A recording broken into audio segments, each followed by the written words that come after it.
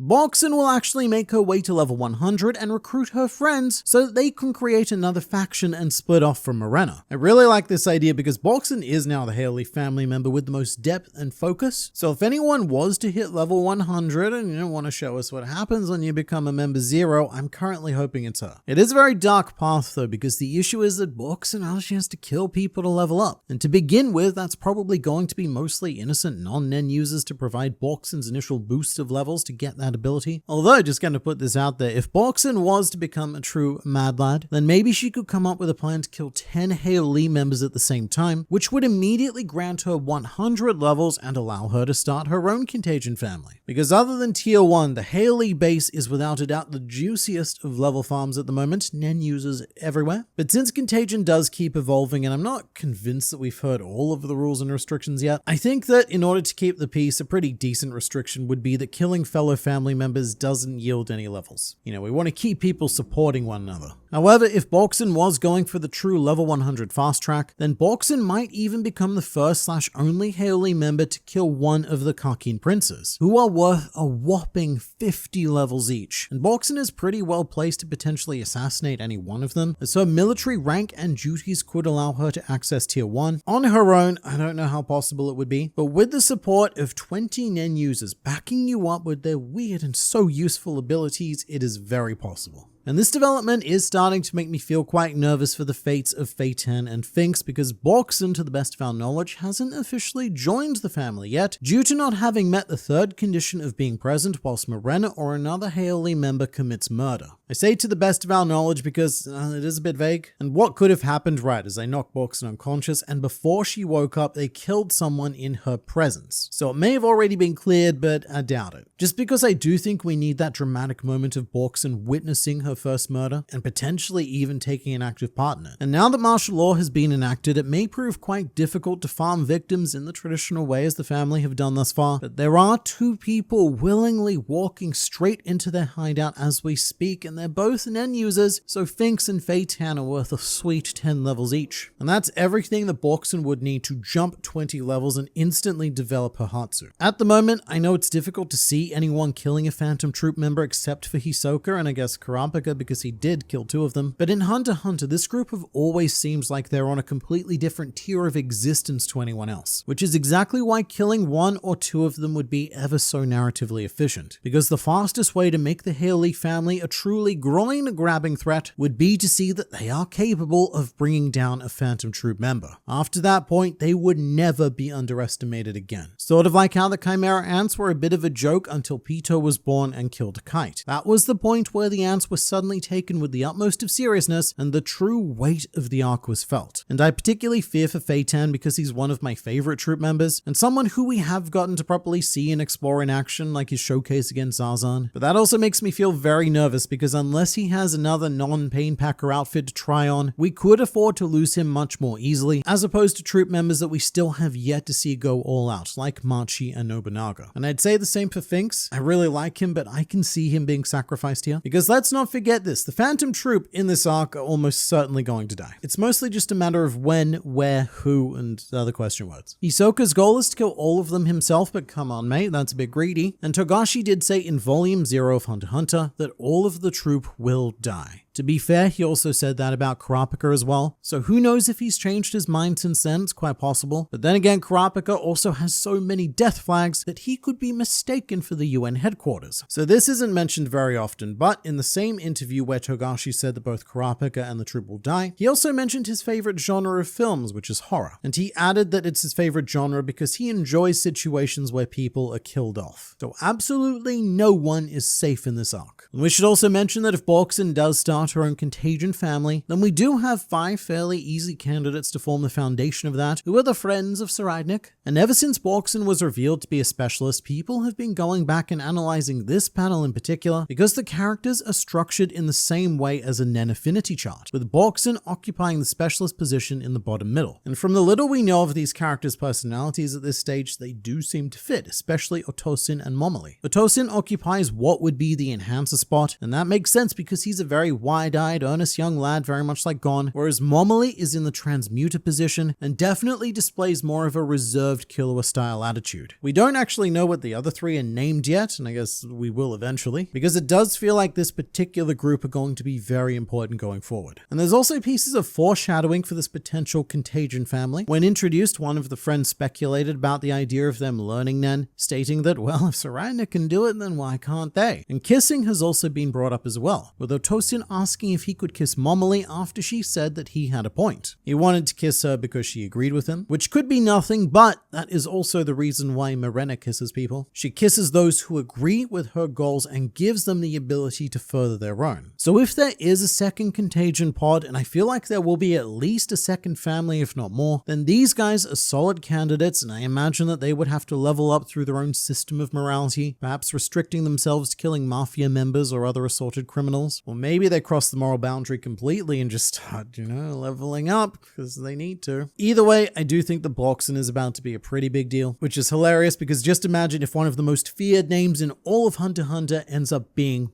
Boxen. The last panel looks as if Morena is irritated or upset. She probably doesn't like the unpredictability now that Boxen is part of the gang. I'm not sure if upset is the right diagnosis, but it definitely feels like Morena has lost control of the situation for the first time. And by that I mean not just during the negotiation game, but during Morena's entire presence in the manga. Every time she's on page, Morena has this almost omnipotent demeanor. But Boxen selecting yes is the first time that something has truly surprised Morena. During the game, she's feigned surprise every now and then, but this is a moment where the facade has dropped and there is a sense of genuine confusion and a bit of, ooh, I didn't predict this. And I would also say take note of the aura in this shot. Togashi has drawn a very sinister aura emanating from Boxen, with the typical Nen projection vroom sound effect indicating hostile aura. And when we get the close-up of the yes card itself, it is also emanating that same aura, which logistically makes sense, because if Boxen selects yes, then she's joining and that unlocks her aura. But stylistically, this is a warning that Boxen is someone for Morena to be afraid of, a warning that she has hostile intent, because this page is not drawn with the sense of victory that Morena was hoping for, and Boxen's presence is not that of an ally. It actually reminds me a lot of the way that Togashi draws Jing and Pariston together, because there's usually this very hostile aura being projected from one another, as each of them are trying to best the other in their deadly series of mind games. But the worrying part here is that Boxen is drawn with Pariston's style of aura, which is that dark, sinister texture,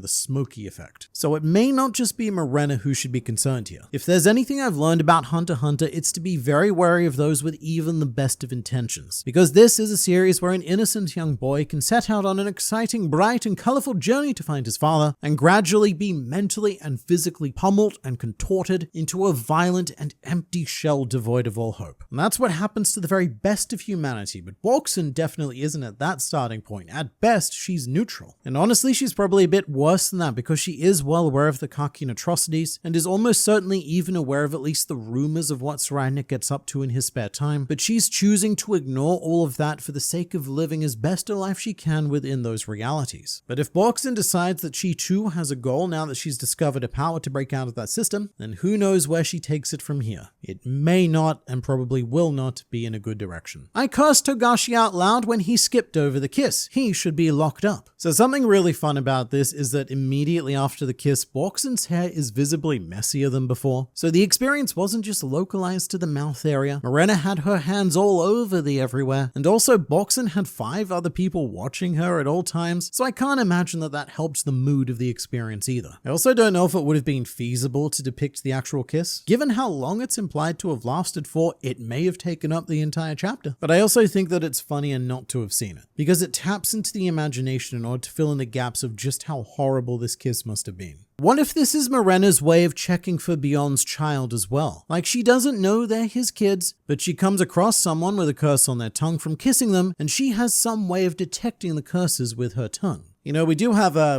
lot of tongue focus from Togashi lately, and it is a pretty funny idea to think that Morena could be searching for Beyond's curse, and that's why she really has to get in there with the tongue, like grab the hair, everything, gotta do the full runaround, using her tongue like no madman ever would in a standard kiss. I don't think this is the case for many reasons though, the most important of which is that Beyond's children are all awakened from birth, or at least that's what they were said to be. So if that was a concern, then Morena knows to avoid existing Nen users, and in fact her ability may not even allow allow her to court existing users. And also I question how much Morena knows about Beyond in general, because ever since the reveal happened, everyone has been suspected to be Beyond's child at one point or another, and Morena is definitely not immune from that. And maybe she was produced by Beyond as a carnival orphan, and that's why Morena was able to develop her aura on her own, because that talent was awakened at birth. I mean, what we do know is that her original name definitely wasn't Morena Prudhoe, so who knows, there could be some room for it to actually be insert first name Netero, like Stephanie Netero or something. Probably not Stephanie. But whoever she is, Morena is unusually connected to the inner workings of the Kakin Empire. And that happens to be what Beyond is as well. He's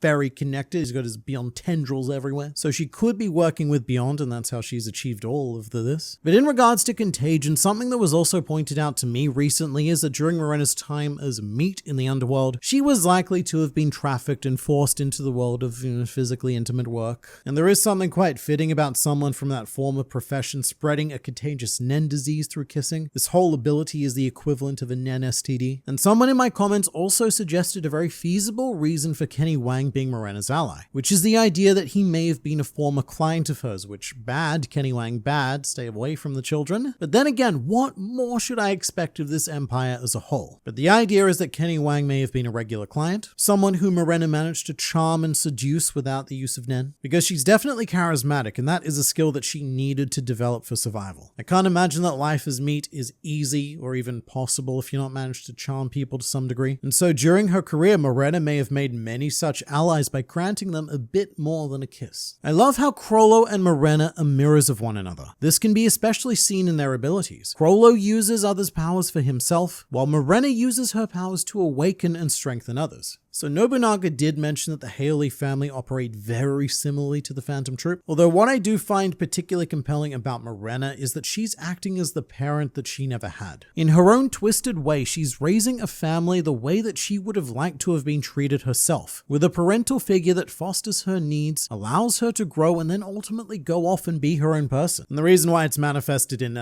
this way is because Morena has no idea what a normal childhood looks like. All she knows is what it is to be meat. And so the way that she fosters and cares for her children are through these murderous and dark avenues, which could only be known by someone who has never experienced the light in her life. Which is why I think that spending 3 chapters on the negotiation game was quite important, because it shows us how and why people actually follow Morena. I know there has been some pushback online that we've spent 3 chapters focused solely on 2 characters playing a card game, and when you're not reading Yu-Gi-Oh, that's a bit of a shock, so I get that. But it's also been 2 years since the last batch of Hunter x Hunter chapters, so we're likely only to get 10 in this batch, and so to have 30% of those 10 chapters be the negotiation game, again, I get it. It's definitely a noticeable decrease in pace from the very explosive chapters that we started this batch with, but that is what's needed in Hunter x Hunter from time to time. For example, Meruem needed those quiet, intimate experiences of playing game after game after game of Gungi with Komugi for him to develop, and without those sections, which at the time I imagine would have felt quite frustrating to read weekly, especially with all the hiatuses happening, but without these chapters, the end of the Chimera Antark wouldn't have landed at all, which is why I always give Togashi the benefit of the doubt. As much as I really want to check back in with everything else, this has been an extremely compelling character examination, and if we did cut away from this, then I'd have the opposite problem. I'd be wanting to check in with what's happening with Boxen and Morena. So I am glad that this got some resolution, and I do think that this game is a seed that is going to bear some colossal story fruits. And also, I just know that when this eventually gets animated at some point into the far future, it's going to be an incredibly tense episode that really makes its mark on viewers. So thank you very much to everyone who has stuck with this card game for 3 weeks, and let's see what chapter 410 decides to take us from here.